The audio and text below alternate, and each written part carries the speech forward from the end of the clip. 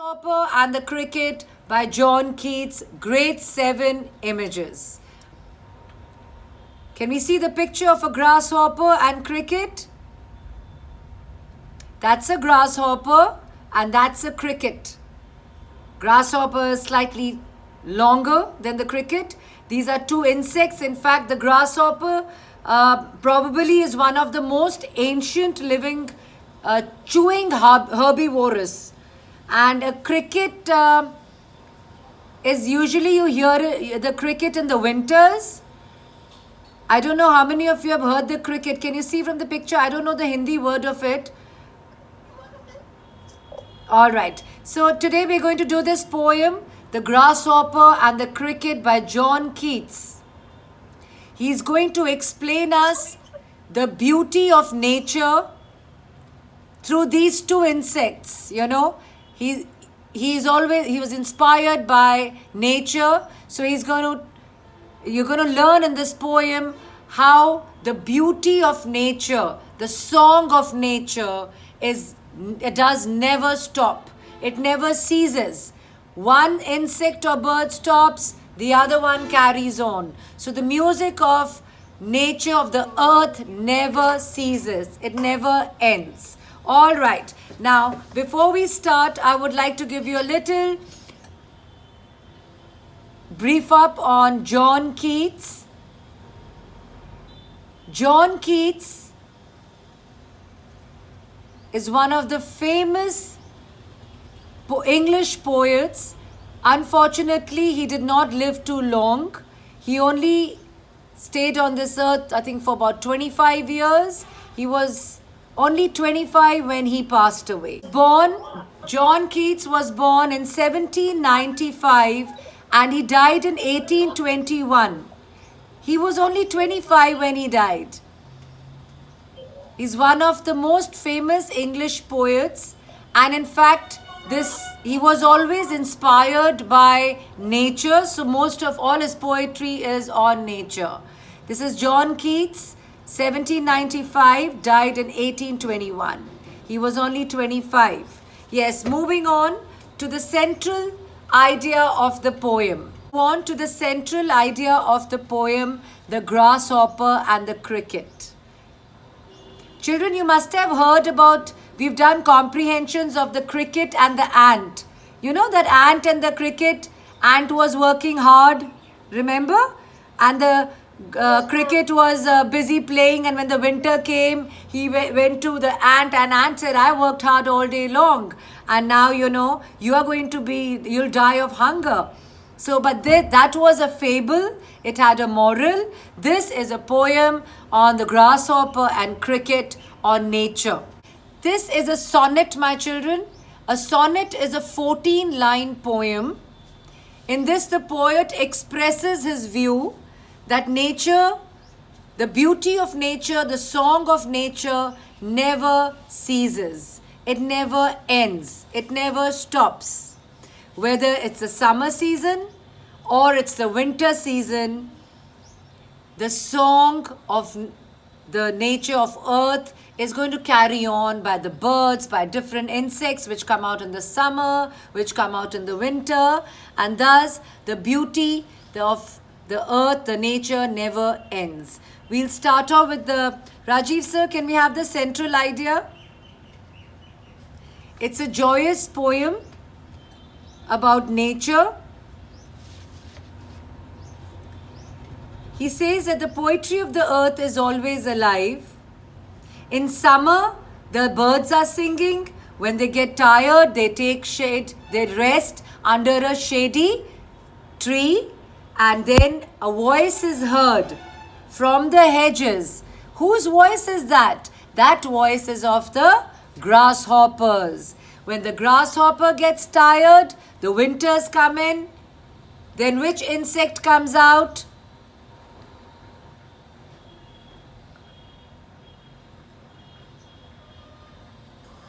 Cricket. Yes, very good. The cricket comes out. And the song thus of the entire earth never stops. The music of the earth is always playing by some insect or the other. When the winter comes, everything is covered with frost and snow. And we all are sleepy and drowsy. And guess whose voice you hear? You hear the voice of the cricket. Should we start the poem now? Yes. Yes, now we're going to read the poem. The poetry of earth is never dead.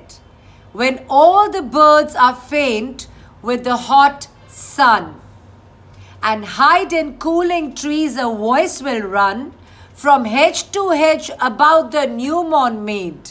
That is the grasshopper's. He takes the lead with his delights, for when tired out with fun, he rests at ease beneath some pleasant weed. So children, in this paragraph, can you just pause it, sir? I'll just explain it to them. Children, in this paragraph, everyone look at the screen. The poetry of earth, of this universe is never dead. It never ceases. It never stops. Children, keep making notes. Keep writing in your book. And the word dead here, you can also say it never stops. It never ceases. When all the birds are faint with the hot sun. The poet here is trying to tell you that the birds are tired here. Faint as in not with the heat, but they're just tired. They're tired of chirping and singing and they get tired. And where do they take rest? Where are they resting? In cooling trees under the leaves somewhere, sitting on some twigs and some branches. When the birds stop singing, a voice will run. Which voice will run from hedge to hedge? Children, you have seen a hedge? The garden that has a hedge? A small bush? Yes, a small bush there. So a boundary of a wood. So what happens there? From hedge to hedge about the new morn mead. What is a new morn mead here? Meadow is mead is a short form of a meadow. Meadow are large grounds where cattle grazes, meadows. Yes, so you have the grasshopper running in the meadows. Whose voice? That is the grasshopper's. He takes the lead. He takes over from the birds. First the birds were singing, now the grasshoppers are going to start singing, and then he takes the lead in summer luxury. This is summertime, children. We have just finished with the birds and the grasshoppers have taken over. He has never done with his delights. Have you seen a grasshopper?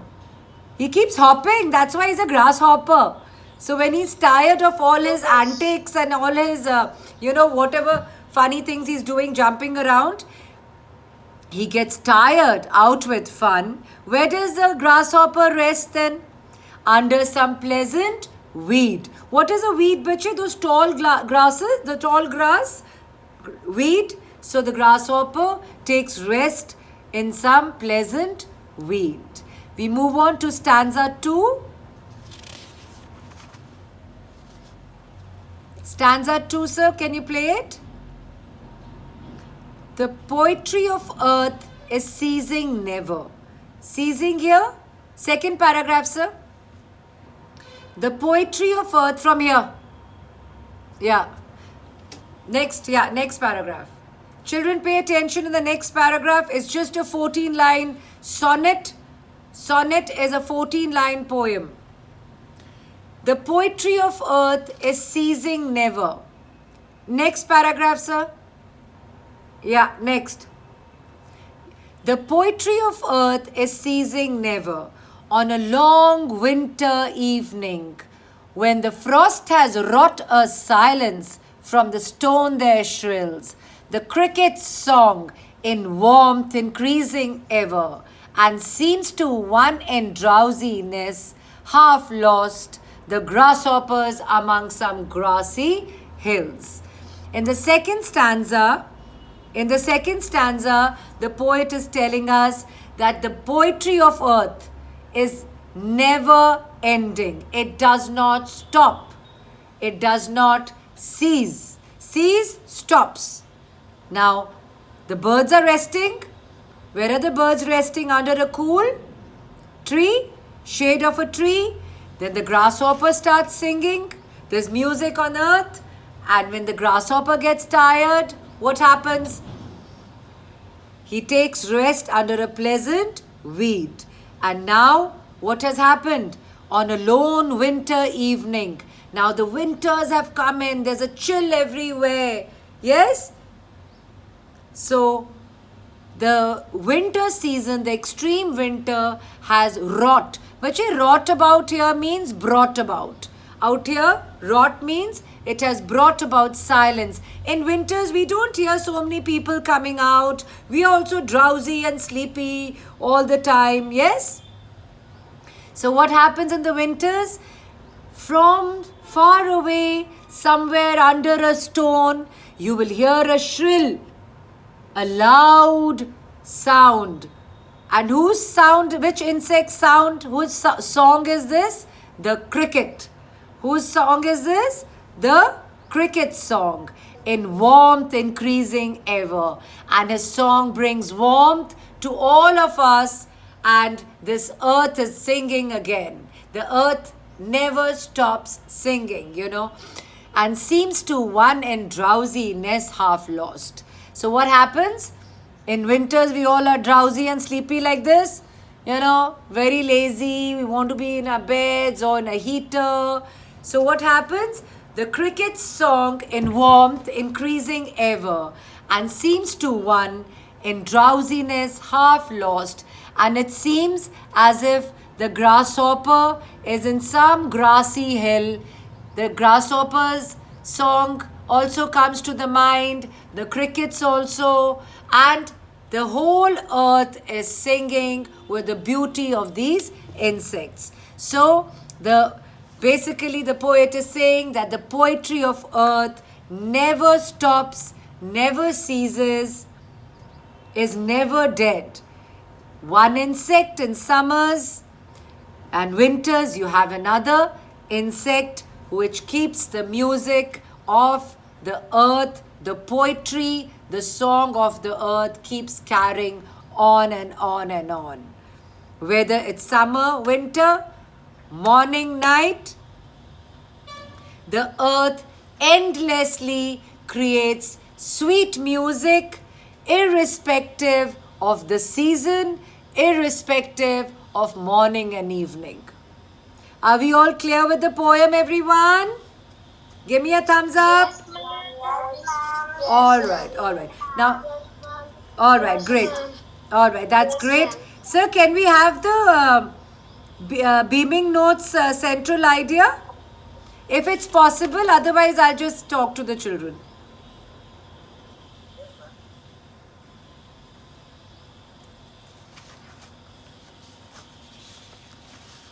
Now I'm going to, let's do that, then I can ask them some questions. Just the central theme. Whose voice can you hear from hedge to hedge? Very good. And what is the name of the poet? John Keats. Very good. John Keats. Very good. And why are the birds faint? They fainted? Because they were chirping and they were chirping. They were chirping, and what else? They were fainted of the chirping and because of the hot sun. Hot sun. Yes, because of the hot sun. Hot sun. All right. What does the poet mean by the poetry of earth? That is the sounds of the birds and the insects, sounds of the butterfly, the grasshopper, the cricket, the birds. Yes, the sounds of nature, birds and insects. All right, children, now I want all of you to see, look at the screen. The central idea of the poem is the tenacity of the grasshopper and the cricket to provide us entertainment. Sir, this is from the middle. Where is the first one? This is from the middle. Their songs are the poetry of earth, poetry that never ceases to be, even during extreme. Which extreme circumstances are we talking about? Extreme summer, extreme And winter. winter. Extreme summers, when we are sitting in our air cooled, air conditioned homes, you have the insects and the birds singing away and adding music to nature. And in extreme winters, when it's, yes, the insects are still singing around and the poetry of earth never stop. This poem in your literature notebook, and on one page draw the poem. You're also going to draw this poem and write the poem, do all the back exercises by Saturday. Okay? Today you don't have a computer class, you don't have a SST class. So 1 to 1:40 you can finish your English homework. Can you do that? Yes. All right. Take care, everybody. Take care. Be good. Be honest. Now we have no another class now. You have at 12 o'clock Hindi or Punjabi. 1 o'clock you don't have a class. Do you have SST today? No. Come. Bache, are you reading your messages, Agam? Yes, sir. We sent you a message that computer teacher ma'am cannot, your computer teacher cannot take a class. Yes, we sent a message or not? Ma'am, yes. Yes. All right. Bye. आज थोड़ी गड़बड़ होगी वो screen में ना, but doesn't matter. It was okay. It was all right. I know, Mala stops to teach. Listen, it's still on. Poetry